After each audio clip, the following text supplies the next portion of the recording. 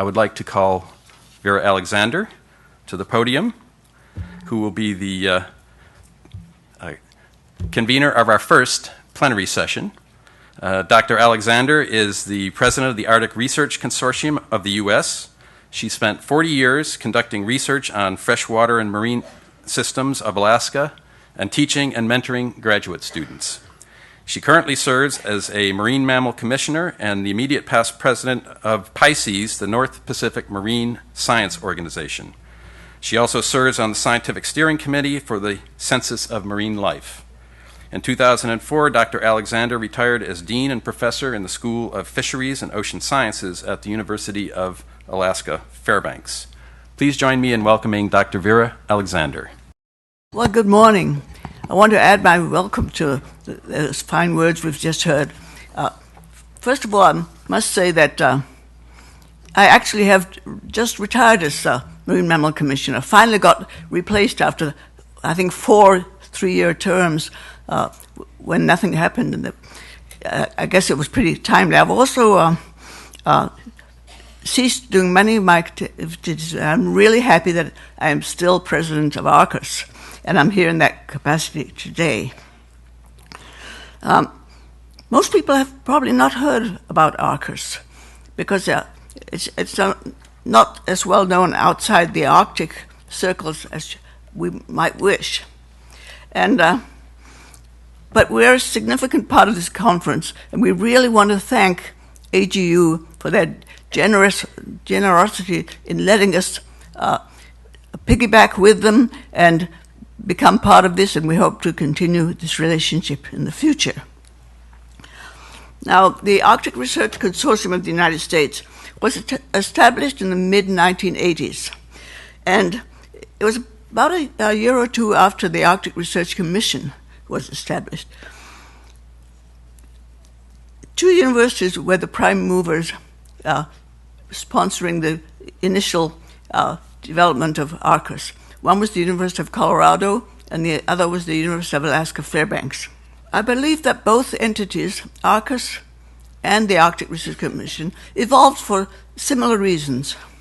This was a great concern about Arctic community, was our community of scientists, and this is an important part of ARCUS's mission, is to create community. We haven't completely done it. We're working on it yet. And then there was real need for coordination in Arctic research and policy as well. This was a very unmet need at the time. At the time, Arctic research was actually declining, if anything. As the Navy terminated some of its programs on the Arctic Ocean, the International Biological Program was over. There was sort of a stagnation, and the region was considered by many funding agencies as remote, more suitable for adventurers than serious scientists. This is an exaggeration, of course. It wasn't quite as bad as that. But anyway, the 2 entities were created, and the capabilities and responsibilities of the 2 differed significantly. Let me tell you first about how the Arctic Research Commission was created.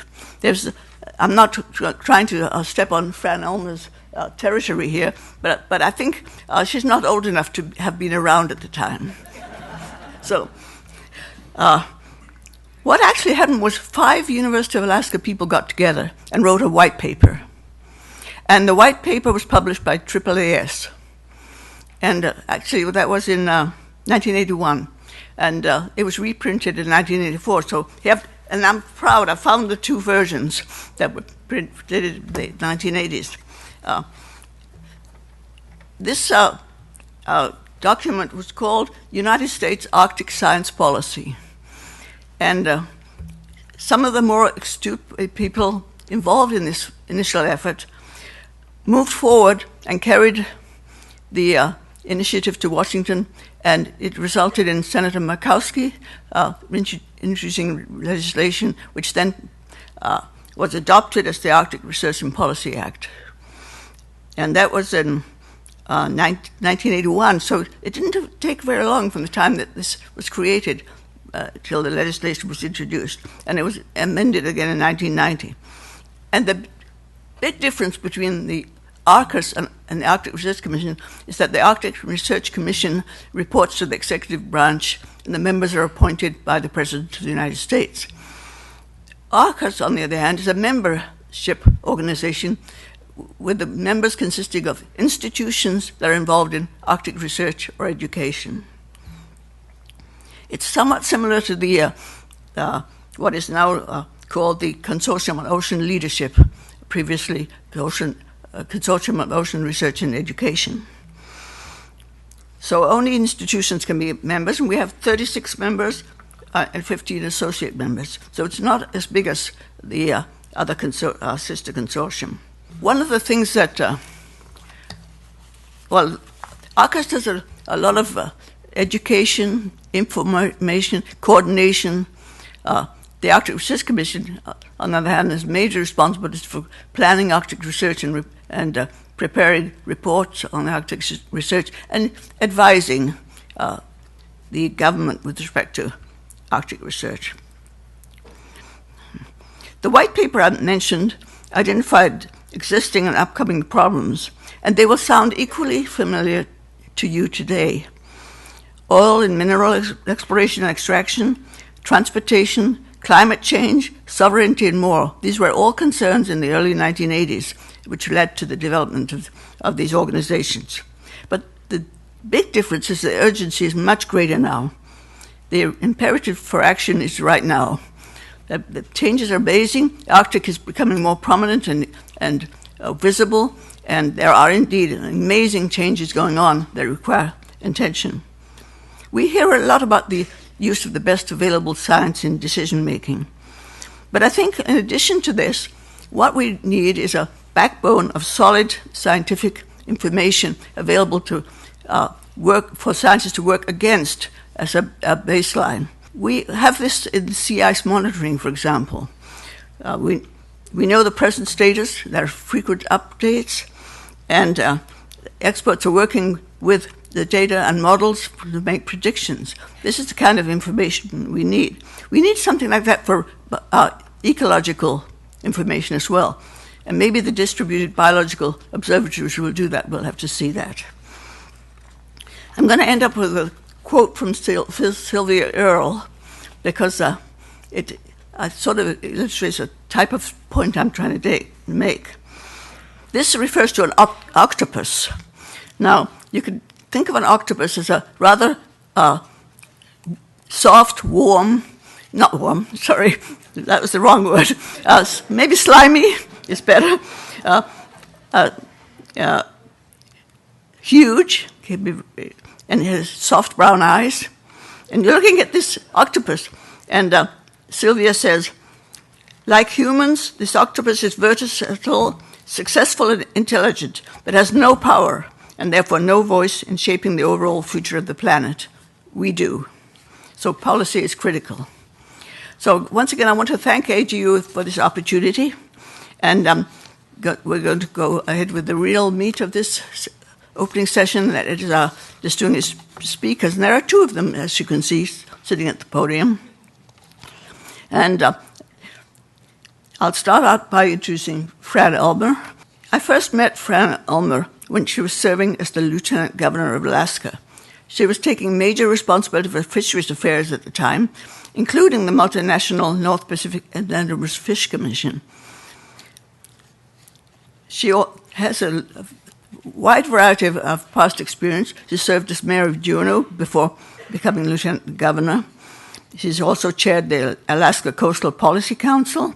She took a break for some training at Harvard in policy, came back and served as the director of the Institute of Social and Economic Research in the University of Alaska Anchorage, and then became chancellor of the University of Alaska Anchorage, which is the largest campus in the state of Alaska, which we at University of Alaska Fairbanks don't like to admit, but we can't avoid it.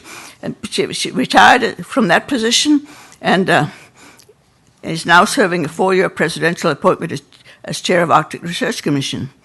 She also served as one of the 7 members of the National Commission on the BP's Deepwater Horizon oil spill, so she has a wealth of knowledge and experience, and also shares this wealth of knowledge and leadership as chair of Arctic Research Commission at a very critical time for the Arctic and its people.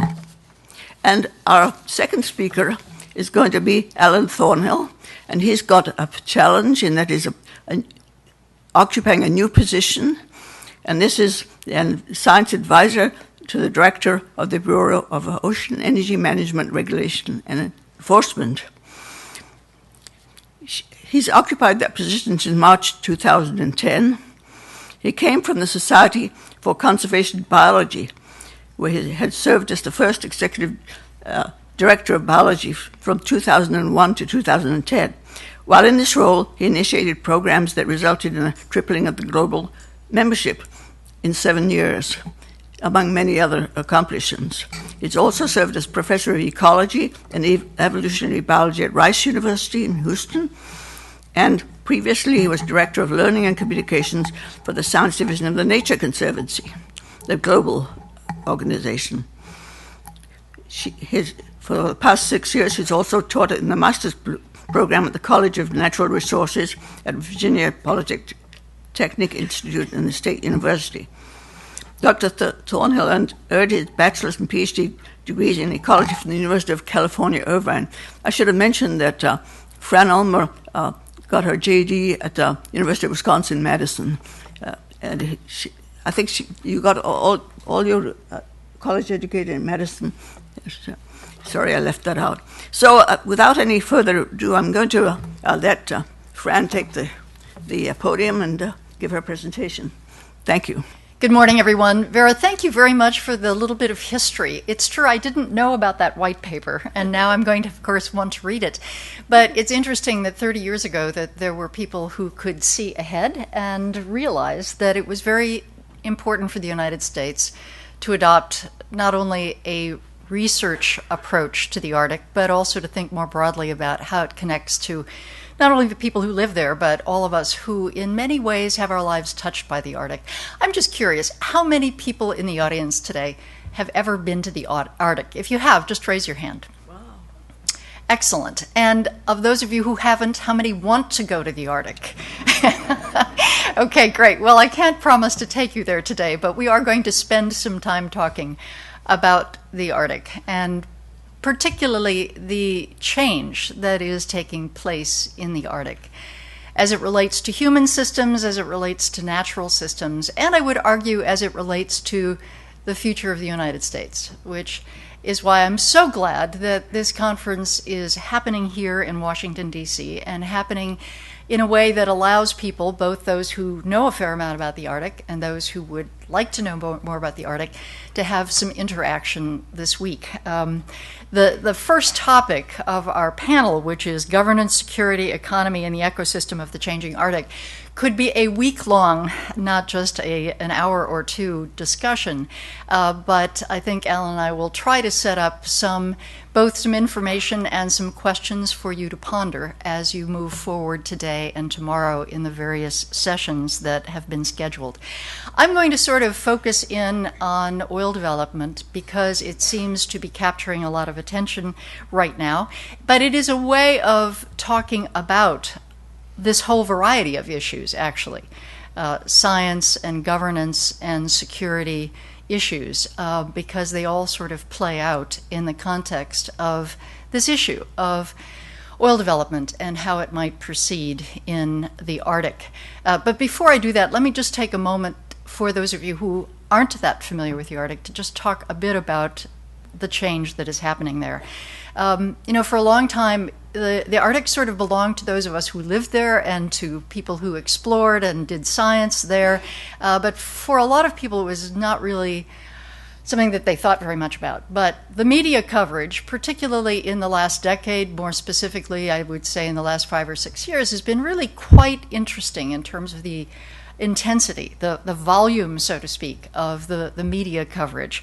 And that's in part because in the Arctic, the warming that is being measured around the world is happening much more rapidly in the Arctic than it's happening anyplace else. And we can actually see that in a way that sometimes we can't see it in other places because of the retreat of summer sea ice. This is a photo comparison of 2002 to 2007, and the extent to which that retreating sea ice is creating a lot of interesting change, not only in the natural systems, but also in the human systems. The warmer temperatures, particularly for ice-dependent species like the iconic polar bear, means that their natural systems are changing, not just changing slowly, changing rapidly, and creating some remarkable pressures, particularly for ice-dependent species, but for others as well. For example, for the people who live in the Arctic, coastal communities in Alaska that are being significantly impacted by thawing permafrost, by increased storm activity, by rising sea levels, et cetera, and so forth. I don't have any pictures today that I am going to share with you, but there are villages where buildings collapse into the sea and communities are planning to move, are in the process of moving because of the rapid change that is happening in the region. So what about the human activities? In addition to communities thinking about whether or not they can continue to exist in some places because of the rapidly changing conditions, there are opportunities presenting themselves, including shipping, including the possibility of new commercial fisheries, including tourism, more cruise ships that actually come to the Arctic, the early adopters, so to speak, of the smaller cruise ships that are already going to Iceland and Greenland and Alaska and Russia. So these changes are raising all kinds of questions about what is it that humans need to do to prepare for, to plan for, to be able to respond to, and possibly take advantage of. And let's just take a couple of examples before I dive more deeply into oil. Shipping and navigation. Shipping is very attractive to some people because of the possibility that the Northern Sea route, basically the passage over Russia, will allow commerce to be more efficient, fewer days on the sea, avoid either Suez Canal or the Panama Canal. There are countless conferences going on around the world today that are focused on this question. The Koreans, the Japanese, the Chinese, the Russians are very interested in building up and being prepared for this shipping opportunity. Needless to say, it will require significant planning and investment for that to become a reality. Everything from mapping and charting Arctic waters to having the right kind of vessels that are actually capable of dealing with ice. There's a whole variety of things, including the adoption of the IMO Polar Code, hopefully as a mandatory, not just a voluntary. Again, we could spend a whole hour on this, but I just mention it to say that there's a lot of activity in this area and a lot of need for science, engineering, and collaboration to really gear up for what seems to be headed our way. Same thing in fishing.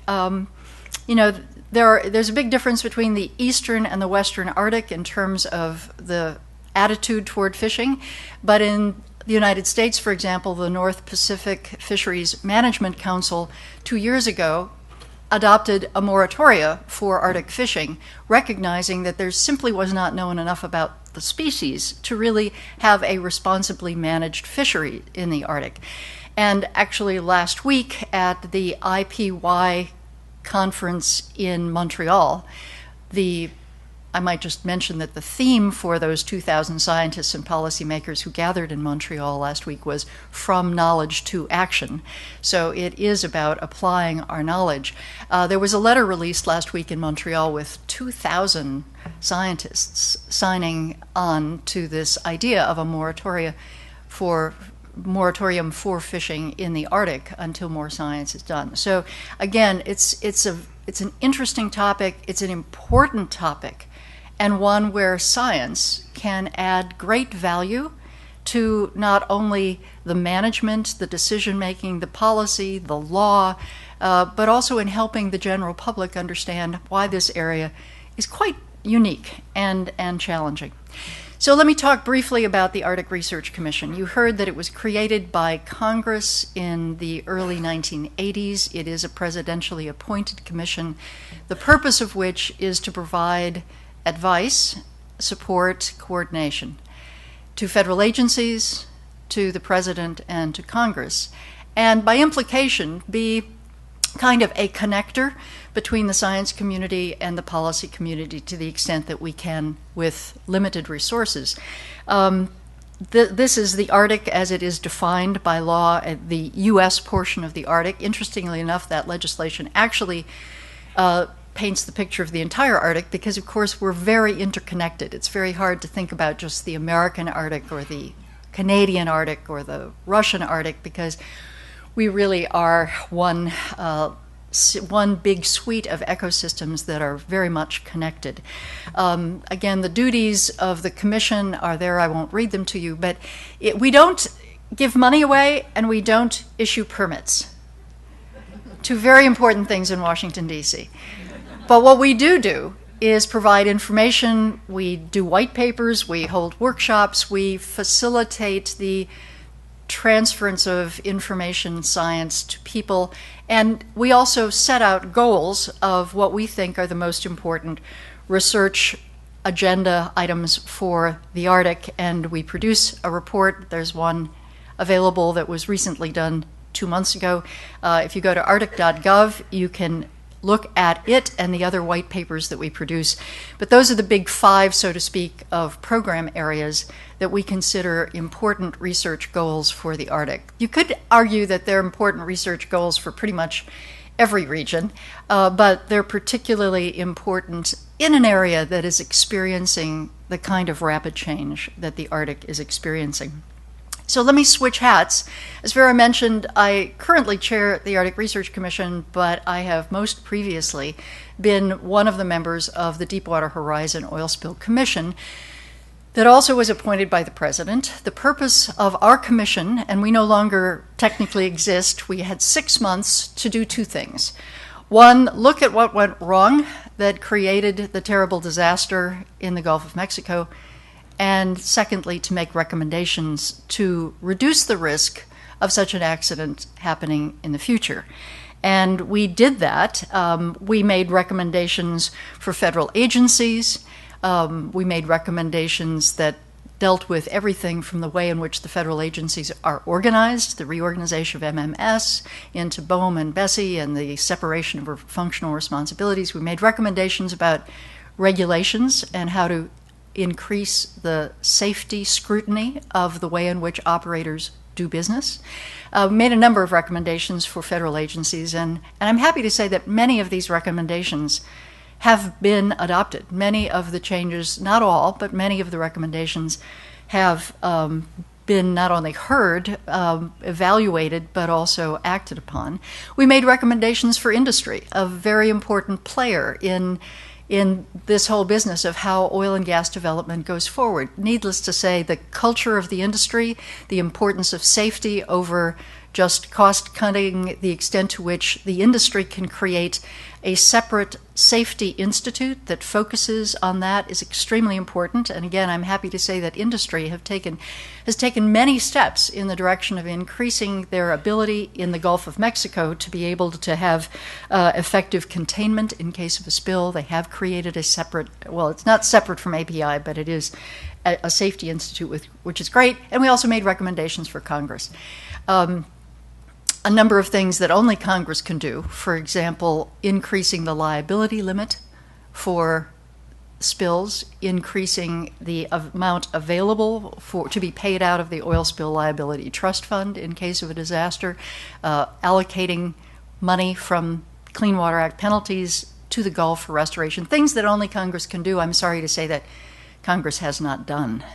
And that's why the Commission did a report card a week ago that basically rated these various players and the various recommendations we made, and feel as though it's very important to keep this in front of everybody for additional action. I don't want to spend too much more time on that except to say that we also made recommendations regarding the Arctic, which brings us back to our topic today. Even though our principal mission was the Gulf of Mexico and the Deepwater Horizon disaster.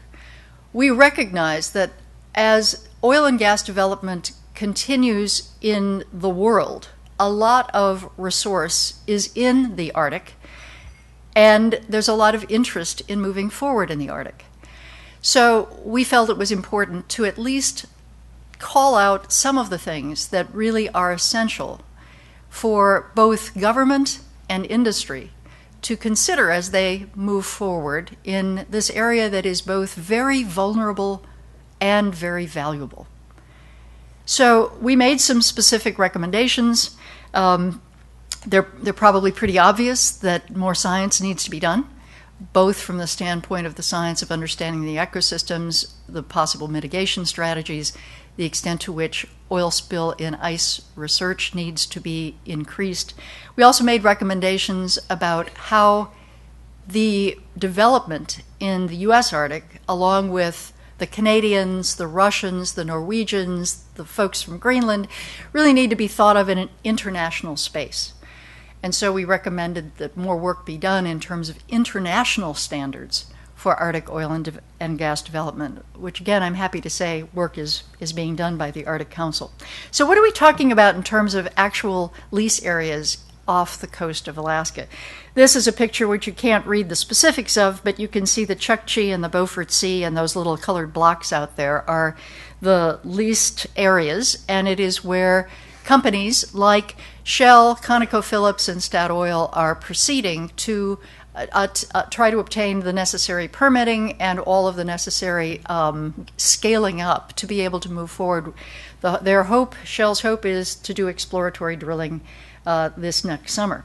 So what are some of the specific challenges that one faces in the Arctic that perhaps science and engineering and partnerships between the public sector, the private sector, the science sector can help address?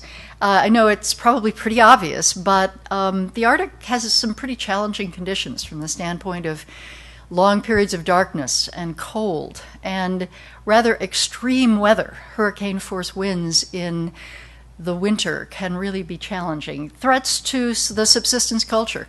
4 million people live in the Arctic, not just the U.S. Arctic, I mean the Arctic-wide, many of whom are indigenous cultures that rely heavily on marine mammals for food and have for literally thousands of years coexisted in these very challenging conditions, but coexisted in a very sustainable way and in a way that they very much hope will not be disrupted, but rather be able somehow magically to coexist with all of this newfound interest in the Arctic.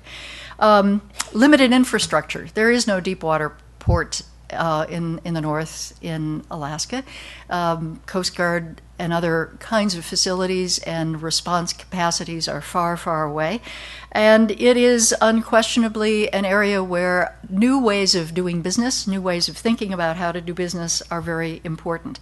Just from the standpoint of human beings being in that system when they're not used to being in that system, whether or not they have the right gear, the right clothing, the right training and advice to avoid frostbite, the ability to respond in a place where you can't take the same kind of communication for granted as you can in other places.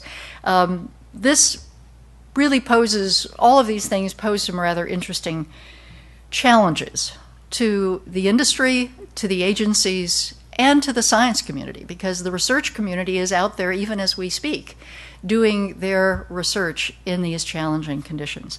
So there are a number of things, these are just a few of them, that people from the AGU, I'm sure, have thought a lot about already, but need to focus on. Measuring and mapping oil spills. Now that sounds relatively easy, but when you're talking about oil getting under ice, and when you've got ice, and then you've got oil under ice, and then the freezing conditions come up under that oil, and you get sort of an oil sandwich, it makes for a very different kind of response scenario than in the Gulf of Mexico, for example. So how you find the oil that has spilled and how you track it and how you can deal with it in broken ice, what kind of technology can be used, how you train the people to be able to do this. These are things that we need to do more research on. That's not to say some hasn't been done, and I'll get to that in a moment.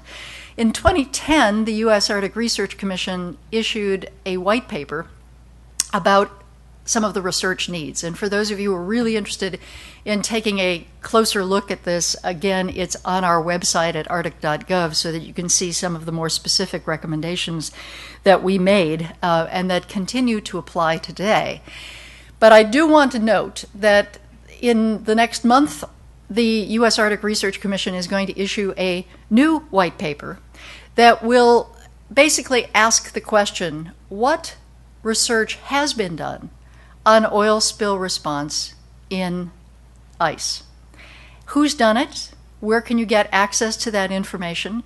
And where are some of the remaining big picture questions that need to be asked? So again, in about a month, 6 weeks, if you go to arctic.gov, you'll see a new white paper that is an attempt to recognize that work has been done, but also to link people to where that work is, if you're interested, and to think about what else needs to be done. The good news is there is a lot of activity going on, and there is a lot of activity, for example, at the international level. The Arctic Council, for those of you who do not know, was created in 1996. It is the 8 Arctic nations. They have primarily focused over the last few years on task forces, working groups that focus on area-wide issues in the Arctic, particularly science issues, environmental issues, climate change issues. But interestingly enough, last year, the 8 member nations signed the first binding agreement, and it dealt with search and rescue in the Arctic, which is excellent. Now they are working on an oil spill in ice agreement that basically looks at the capabilities, the challenges of all of the Arctic nations, and they're marching toward another agreement that, again, looks from an international perspective of how we would confront this if it happens. And I might note that a potential oil spill or oil and ice is not just about oil and gas development, it's about shipping, because as we do see this increased interest in shipping, and anticipate more and more ships being in the Arctic, whether they are commercial ships, transport ships, military ships, research vessels, or, tourist ships, personal vessels, that possibility exists. So these agreements are very important. The necessary pieces of the research, as I mentioned, there's some being done in the public sector, there's some being done in the private sector. I think Ellen will probably talk about some of the work that's being done at the Department of Interior through BOEM, both in terms of the environmental studies that goes into the decision-making about the permitting, but also in terms of the response capability. And there's some very interesting partnerships, and I just want to take a moment on this point. In the past, I think a lot of the efforts to bring industry and agencies and the research establishment together in common projects where they are sharing information, sharing data, and working together has been a little hit or miss. And you can call out some successes, you can call out some failures. But I'm really happy to say that in the Arctic, as these discussions are moving forward in Alaska, there is an increased appetite for these kinds of partnerships, for science that really helps the public sector and the private sector advance their knowledge, particularly in an area where it is admitted that even though a lot of science has been done, there's still big gaps in what we understand about Arctic ecosystems and what we understand about how to do business in a very challenging place. So there have been some great examples lately. The Shell, ConocoPhillips, Statoil partnership agreement signed with NOAA last summer about data sharing is something that I think offers some real hope and a model for other places where as we see budgets being cut and resources being reduced, we have to find different ways of getting the job done. So there are some great examples with the NGO community as well, NGO community partnering with the university, partnering with indigenous people, with the North Slope Borough and communities to really advance the state of understanding and knowledge. And I think we need to see more and more of that. We're also seeing the adaptation of tools that have been used in other places in the Arctic in a way that will help people as they make decisions about what kind of development should take place where, under what conditions, and also how to prepare for it. And I just wanted to throw in this example, again, from the Gulf of Mexico, the NOAA's Irma system, which is basically a GIS system of bringing together a variety of data, information about sea surface, temperatures, winds, etc., in a way that allow responders or people who have to work in a region to understand what it is that they're dealing with when they go into that region. The Irma in the Gulf of Mexico was hugely helpful to the response community. NOAA, with assistance from the Department of Interior and others, are setting up an Arctic Irma. Again, a great tool which links up the science, the information, the data in a way that's useful to decision makers, policymakers, industry people as well. I mentioned earlier that there's a fair amount of science being done in the oil spill in ice response capacity, again, both public sector and private sector. Here you see a listing of some of the public sector entities that have made an investment over time. I would argue not sufficient to really meet the challenge, but the Deepwater Horizon disaster has been a bit of a wake-up call and reminding people that you have to do the research to be prepared for these catastrophic events. And in the private sector as well, the Joint Industry Partnership, a number of oil companies that have come together to set up a variety of task forces and working groups to focus on pieces of the puzzle, following up on work that Norway, Sintef, and their JIP has done. So again, work is being done, and the white paper that the Arctic Research Commission will release shortly will recognize these so that those of you who are interested, you can find out more about it. So this is where you go, arctic.gov, to learn more about our work, to see the goals and objectives for Arctic research, to see the old 2010 paper that recommended what needed to be done, and the new paper that will be coming out. What you can also get by going to arctic.gov is a daily update of what's going on in the Arctic. So for those of you who are not already online getting this little daily electronic newsletter of things of interest to the Arctic, I hardly recommend it to you. It's not just about science. It's not just about policy. It's about what governments are doing. It's about what industry is doing. It's about what Congress is doing. It really gives you a snapshot every day of what's going on in the Arctic that could be of interest and useful to you. So I suggest you might take a peek. And again, if you would like more information about the things that I talked about earlier from the Deepwater Horizon Oil Spill Commission, you can get it at oilspillcommission.gov. Or if you're interested in seeing the grades, it's report card time, it's the end of semester, so grading is on many of our minds. We created something called the Oil Spill Commission Action, which is the former members of the commission acting as volunteers, and every year we're going to do a grade on federal agencies, Congress, and the industry on how much progress they're making toward making oil and gas safer in the United States. So again, if you want to see our grades and learn a little bit more about the good news of what has been accomplished and maybe the not so good news about work that still needs to be done, oscaction.org. So those are the sites that could be of use to you as you follow up. So in closing, let me just say, I'm thrilled that so many of you are interested in the Arctic. I am thrilled that many of you have already been to the Arctic. For those of you who haven't, I really recommend that you come visit a rather extraordinary place.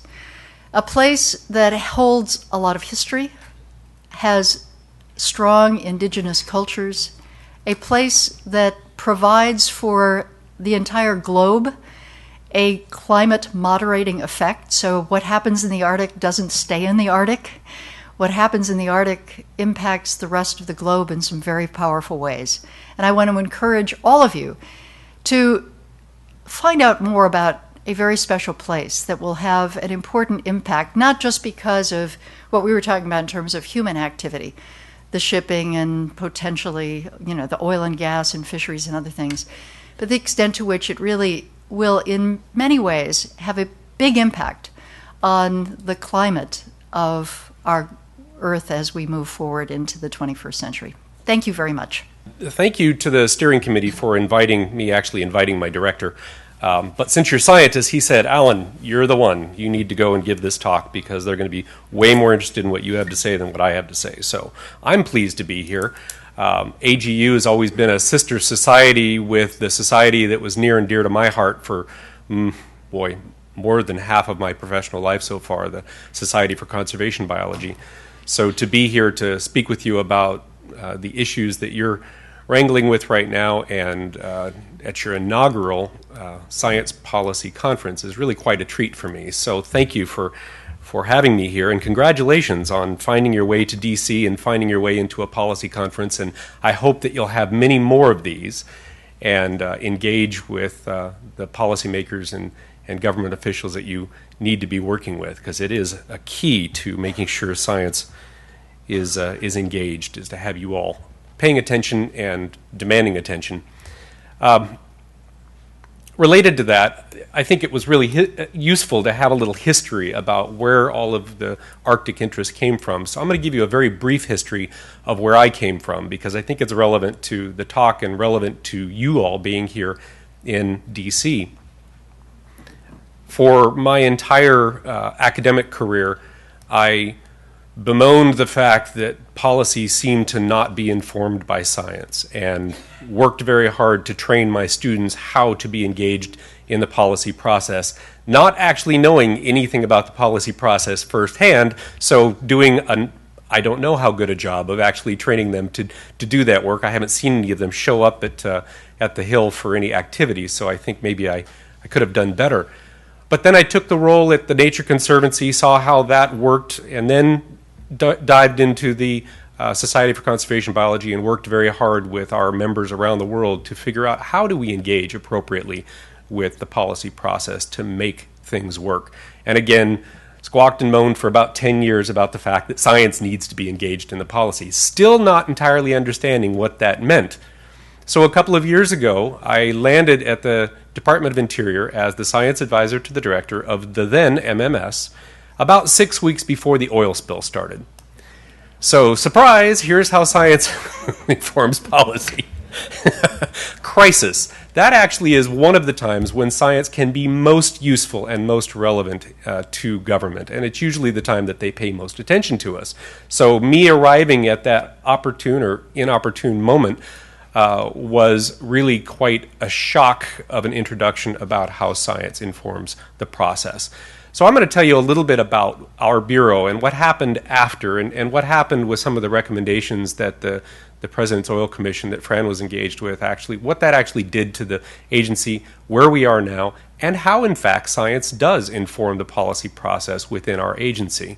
So just to give you a little bit of overview into how this whole thing works. So how many of you actually before today, or before you read the plenary announcement, actually heard of the Bureau of Ocean Energy Management? Show of hands? Excellent. How many of you heard of MMS before that? And how many of you heard of MMS before the oil spill?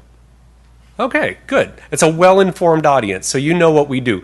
Partly because you're interested in the things that we're interested in, and partly because we employ a whole lot of people that are members of the AGU. And in fact, we're hiring. So if you have students or folks looking for career transitions, we actually need a whole bunch more smart people to work in the studies program and also in some of our other units within both the Bureau of Ocean Energy Management and the Bureau of Safety and Environmental Enforcement. So I'll come back to that a little bit later.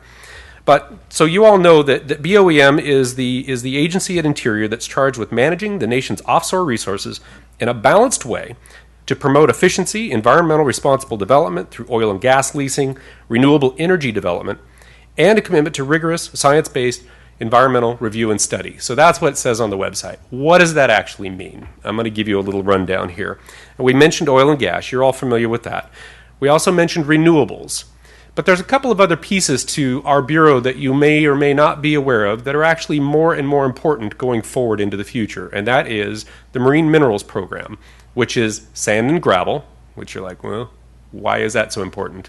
Well, any beach renourishment that happens anywhere in the United States, that would be putting sand back on the beach or rebuilding a barrier island.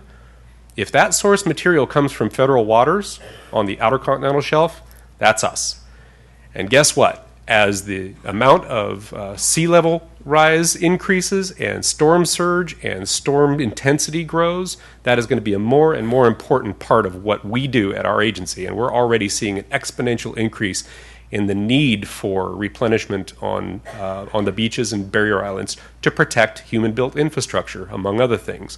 Also to protect habitat for critters, which is another key part of what we do at Interior. But the other bit that we do, because we are also in charge of any kind of extraction on the outer continental shelf, is we will be in charge of any of the trace mineral extraction that occurs out of the outer continental shelf.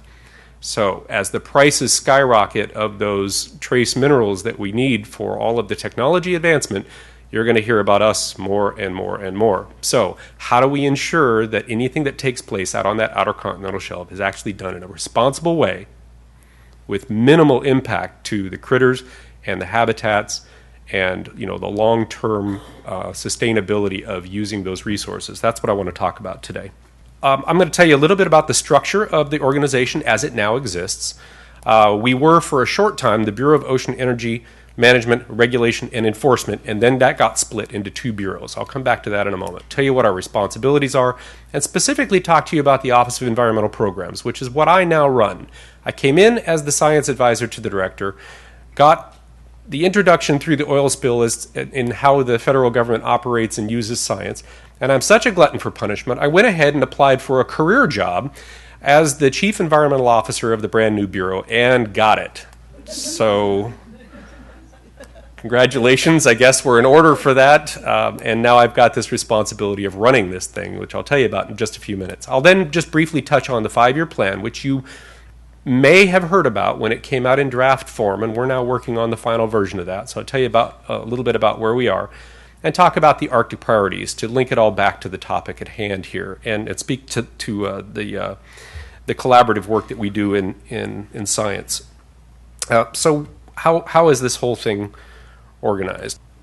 So Bureau of Ocean Energy Management, after the Deepwater Horizon spill, the brief Deepwater moratorium gave our Department of Interior time to rethink how this whole thing was organized, with help from the President's Oil Spill Commission and some very thoughtful external advisors. We came up with a plan to reorganize the Bureau and basically move parts away from each other to deconflict the mission of what was then MMS. It had 3 parts. All 3 parts were in conflict with each other. And it meant that maximizing one was always at the expense of the other. And that really is no way to run a business. So splitting those 3 pieces apart means that we all have equal footing, and we can all push back on each other when we need to, when something isn't quite going the way we think it should. So following the recommendations from the President's Oil Commission that Fran was part of, the first thing we did was separate environmental studies and science from the leasing division. Well, that makes sense, doesn't it? You don't want to have your science beholden to those which are actually motivated and charged with promulgating the leasing process. You want science to be an independent voice, and that's what happened. Science was split out, and science was elevated, pushed up in the management chain, so now I report directly to the director, and that is a huge change from the past. So here's how it looks now. I don't know if you can actually see that, but there are 6 major program offices. 3 of those are regional offices in the Bureau now. We all report directly to the director, the program leads, and the blue box there is the environmental chain. So in my group, the Office of Environmental Programs is the Division of Environmental Assessment and the Division of Environmental Science. And I'll tell you just a little bit about each of those. So I imagine this is self-selected audience, so I'm sure I know what I'm going to get when I ask this question. But how many of you have spent any time, say, over beers with colleagues or in a symposium or teaching a class even, on how the gap between science and policy needs to be filled? Show of hands? Pretty much figured that would happen. Usually I get at least a third to a half of an audience saying, yes, I've been engaged in that conversation. I've had fist fights over beers over that conversation. Do we actually know what that means? Do we actually know where science is engaged in the policy process? It varies from place to place. And what I've discovered very early on in my education of how science informs the policy process is it does when it's present. When it's at the table, when policy decisions are being made, science has a voice. And when it's absent from the table, it usually is overlooked. Not because they want to overlook it, but just because the other voices at the table are speaking. And if you're not there when the action is happening, you will get left out. So you have to be at the table. And that means spending, as a scientist, this is a little irksome sometimes, but you spend hours and hours and hours and hours in meetings that have nothing to do with anything that you're interested in, waiting for that one moment when somebody's going to say something and you can go, oh, wait, I have information on that. I actually, can inform the process here, and you jump in, you add something that in some cases can absolutely steer the conversation in a different direction. It's essential that you were there at that moment, but you couldn't have known a priori that that was the meeting you needed to go to, which means you have to go to all of them, and you have to sit through all of them. And that's tedious sometimes, but it's an important part of the job. Being there, being present, means they don't forget about science. They'll always look over at you and say, any other thoughts? Most of the time, you're like, nope, absolutely nothing you said here has any relevance to anything that we care about in the science world. So thanks for inviting me, and you're off to the next meeting. But being there reminds, the policymakers, the decision makers, that science needs a voice, needs to be included, needs to be consulted at all times. And that's really key. So when I say we're hiring, I'm serious. I need smart scientists working for me in this bureau to help me go to those meetings, because there's too many of them for me to go to by myself. So we have about 250 to 280 subject matter experts in our bureau right now. That's code for scientist in our bureau. Because when you need something from somebody about science, you don't say, bring me a scientist. You say, bring me a subject matter expert. I need to know something about X, not science in general. So we have subject matter experts, and we have a lot of them in a lot of different disciplines. And frankly, most of our employees in science are members of AGU among other societies. So let's move on to what our actual mission is within the Environmental Studies program. So recall that the Office of Environmental Programs has two divisions in it. One is the Science Division, which I think most of you will be most interested in. And this is really the applied science to inform decisions on ocean energy bit of our operation. We are one of the only agencies that are engaged in this applied science bit. We don't do basic science. We don't do curiosity-driven science. We do science that is driven by activities that are proposed in the future, period. Somebody wants to do something someplace, we scratch our heads and say, what do we need to know to try to make the decision maker understand the consequences of that decision, whatever they may be, or the range of possible decisions they might make. We need to inform that decision maker about what those consequences might be. And that's a significant challenge sometimes, because you're not even sure what questions to ask initially in some cases. So you sit down with your team of subject matter experts, remember those are scientists, and we talk about, what is the range of things that we wish we knew? We come up with this giant wish list. We then go to the literature to see how much of that wish list is actually satisfied. And what we don't find satisfied, we say, let's build the program ourselves. Let's write up the study profiles. Let's figure out how to fill these gaps ourselves. So I'll come back to that in just a moment. So Fran mentioned that the Arctic Research Commission doesn't give permits and doesn't give out money. Well, we do give out permits, and we do give out money. And the money is for science, and that's really what you probably are most interested in. Just a real quick background into the Environmental Studies program was actually created by Congress, the studies program itself. And it was given the authority in charge to do science on the Outer Continental Shelf in support of decisions that could be made. And in the 2005 Energy Policy Act, we were given the additional responsibility of renewable energy. So in the Outer Continental Shelf Lands Act, they actually set 3 goals for our program. Those 3 goals are to establish the information, predict the impacts, and monitor.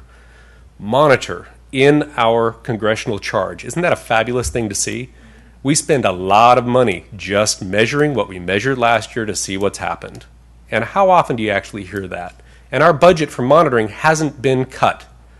This is an absolutely key step in the adaptive management loop, as you all well know, and it's always the first thing to get cut, because it's not sexy. It's the same thing you're measuring over and over and over again, looking for a signal. And we've managed to maintain our long-term monitoring programs in the Arctic, in the Pacific, in the Gulf, and now we're ramping up in the Atlantic as well. So I'm really proud that we've been able to protect those monitoring programs, and hopefully we're going to be expanding them into the future. What about the priorities? We don't just fund everything. We can't. We really don't have that much money. We're about 40 years old as a program. We've spent literally hundreds of millions of dollars on research across the ocean, and some 40 to 50% of everything we've ever spent has gone to the Alaska region, and most of that has been spent on the Arctic science. It's expensive to do work in the Arctic, so that doesn't mean we have the most information in the Arctic, but we have spent the most money in the Arctic. And unfortunately, that doesn't directly translate to the total amount of information because it is so expensive to work up there. We have about a $31 million a year annual budget for science, and that may seem like a lot, but when you look at the area that we're actually charged to cover, I'll say something about that in a second. But when we actually get to funding what we need to fund, it has to meet these criteria. Mission relevant, based on scientific merit, it has to be technically feasible, the timing has to be right, because remember, we're informing decisions. And if the science isn't ripe, but the decision is, we failed. We've got to make sure that our deliverables are on the table when the decisions are ripe. And that's a significant challenge, because you know how long it takes to do long-term studies in new places that you don't know a lot about. It is a real challenge. But nevertheless, the decisions march forward, and we have to inform them as best we can. Has to be applicable to the decision at hand, and of course, we have to be able to afford to do it. Now, most of the time, we find that we can't afford to do it.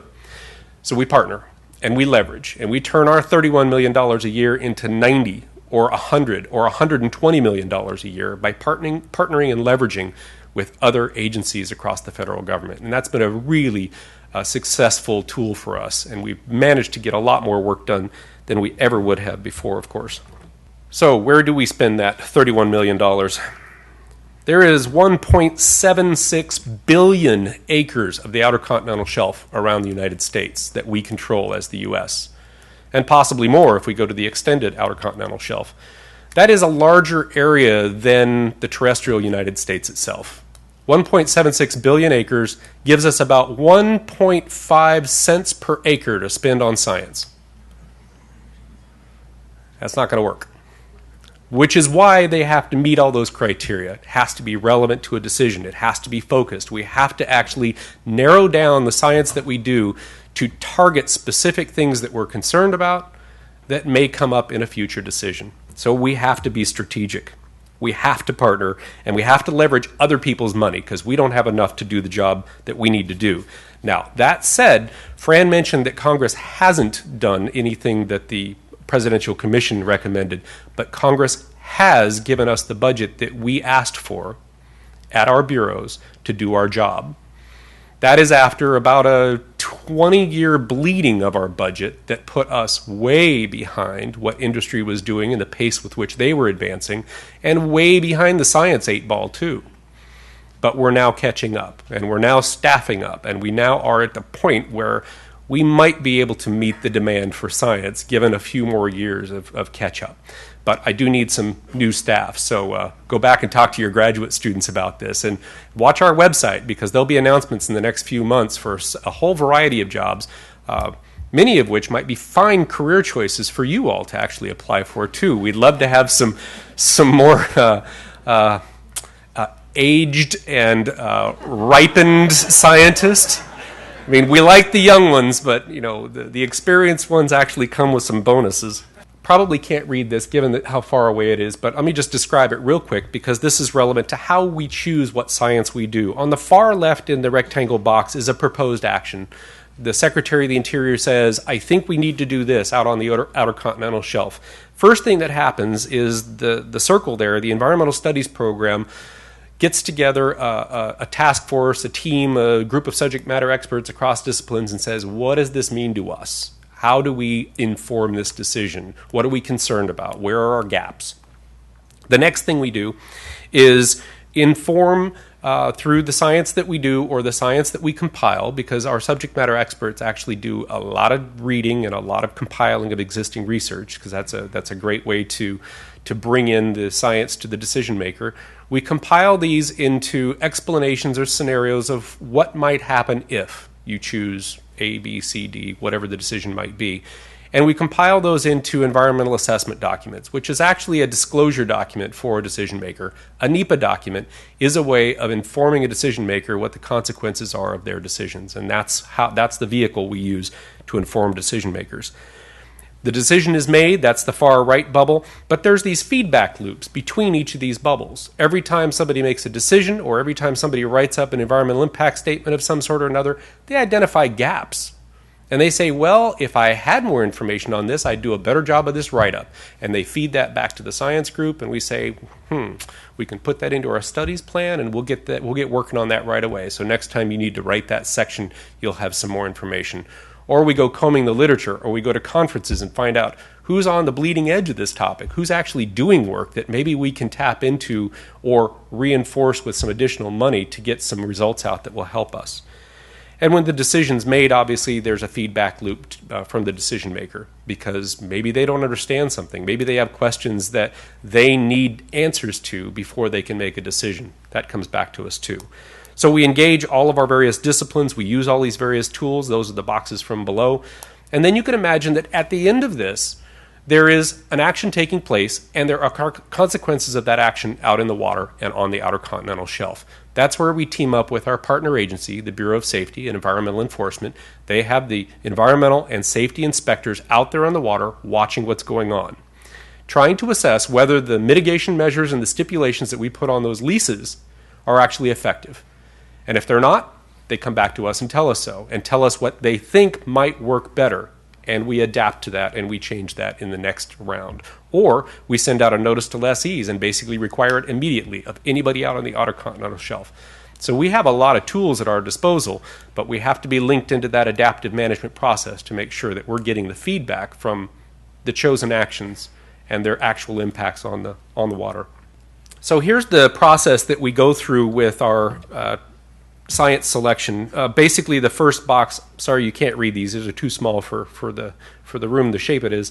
The information needs are assessed every year, and actually on a continuous basis. So we're actually always compiling a list of everything we wish we knew, and sometimes things come off that list because a new report or a new study will come out that will help us. But we go to outreach.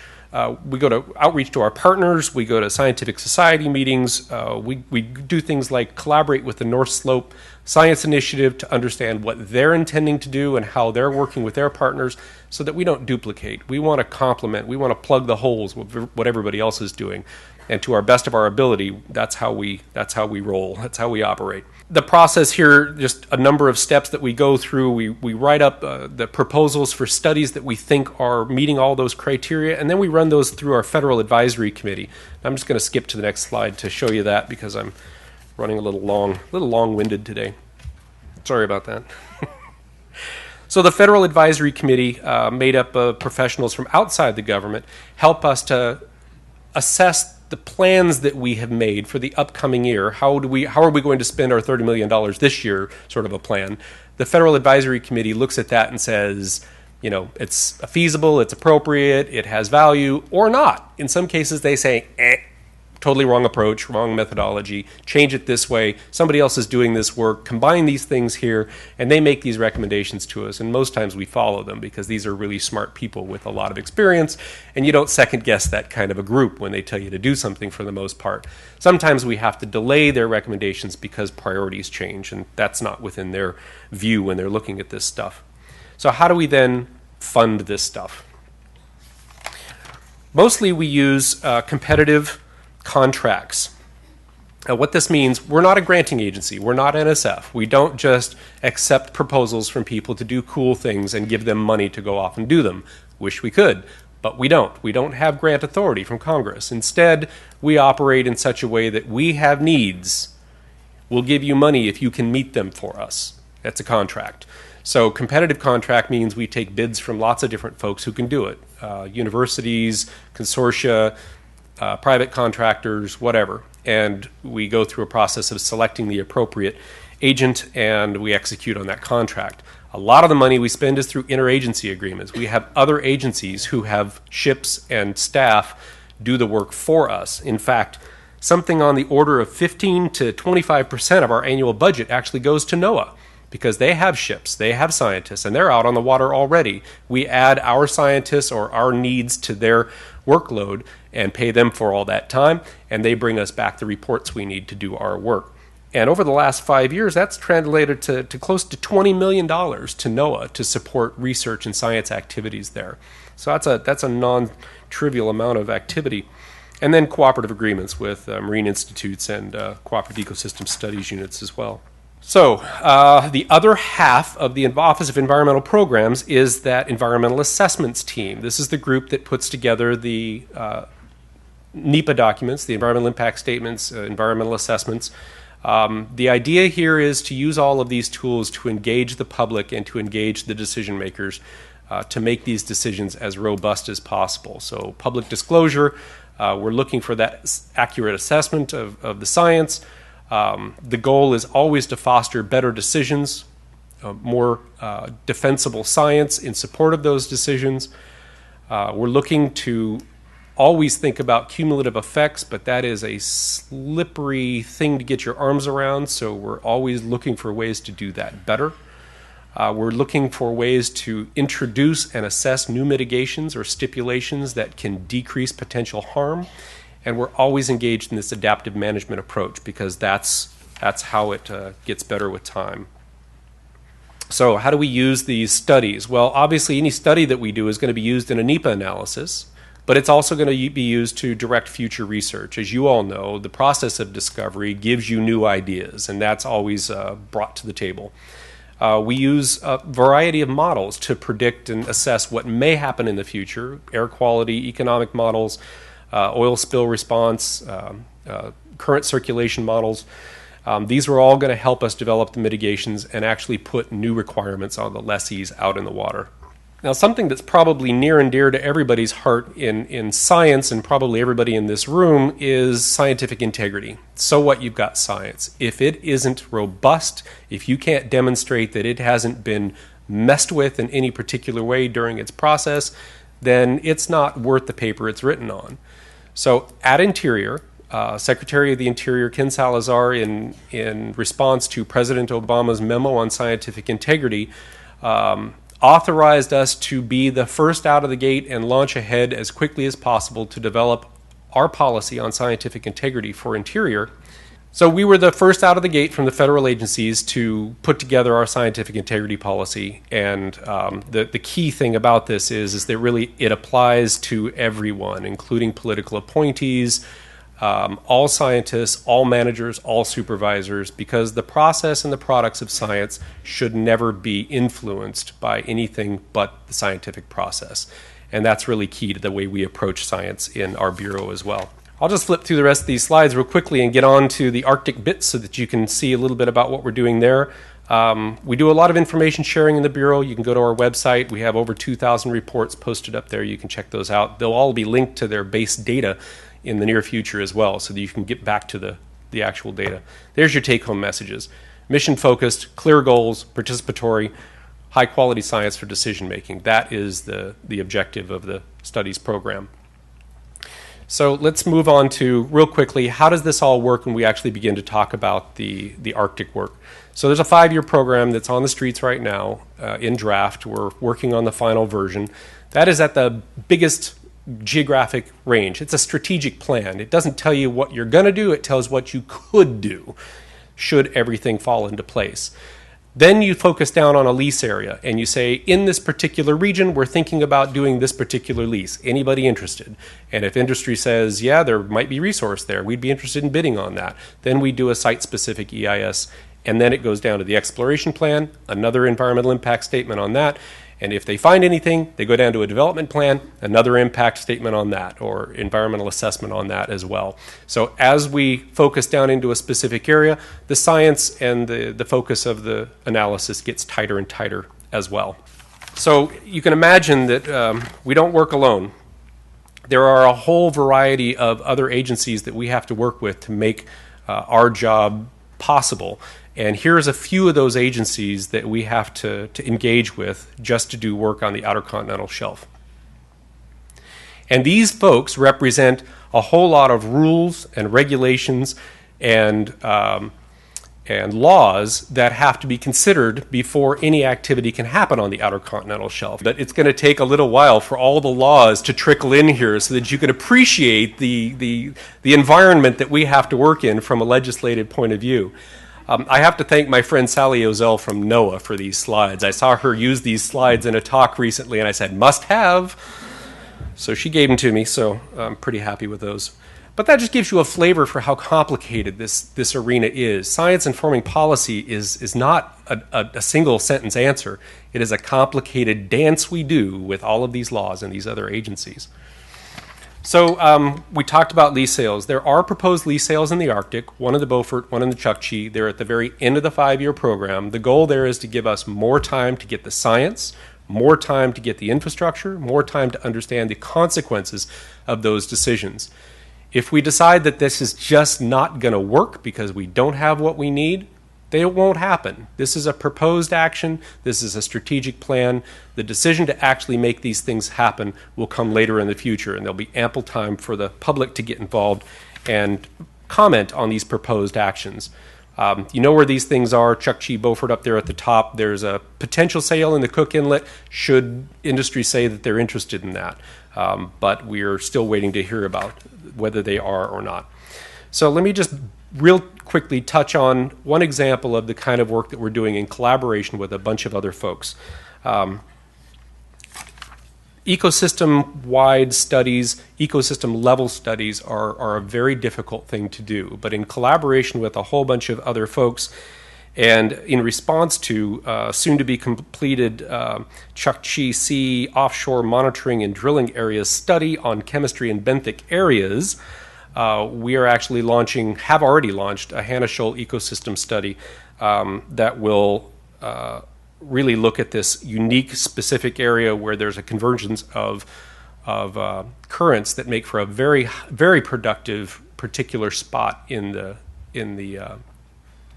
ocean that we need to understand better, and we need to understand how to protect better.